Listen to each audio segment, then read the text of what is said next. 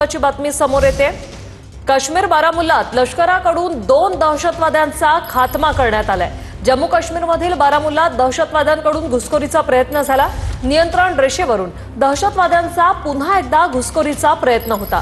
लष्कराच्या जवानांकडून गोळीबार सुरू आहे आणि ठार केलेल्या दहशतवाद्यांकडून मोठा शस्त्रसाठा जप्त करण्यात आलाय। संदीप, या संदर्भात काय सांगाल? अगदी आपण पाहतोय ही थेट दृश्य हा खरं तर कॉन्वॉय लष्कराचा हा चाललेला आहे पहलगामकडे वृषाली, कारण थोड्याच वेळात केंद्रीय गृहमंत्री अमित शाह हे पहलगामकडे दाखल होणार आहेत।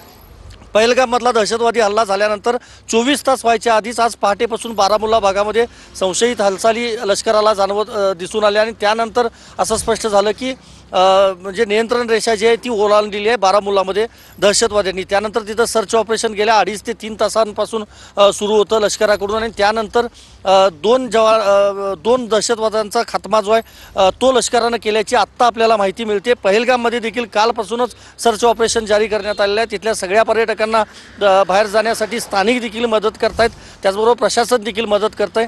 बारामुल्ला भागामध्ये मात्र इतक्या मोठ्या प्रमाणामध्ये पर्यटक नाही आहेत, त्यामुळे तिथं सर्च ऑपरेशन सकाळपासून राबवून 2 दहशतवादी जे सापडलेले होते त्यांना कंठस्नान घालण्यात अखेर लष्कराला यश आलं। मात्र पहलगाममध्ये जे काही 6 जणांनी काल जो भ्याड हल्ला केलेला आहे ते मात्र अजूनही सापडलेले नाहीत।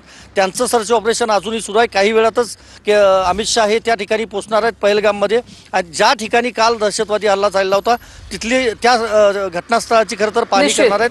त्यापूर्वी ते हॉस्पिटलमध्ये तुमच्याकडून वेळोवेळी अपडेट घेणार आहोत। तुर्तास धन्यवाद दिलेल्या या माहितीसाठी।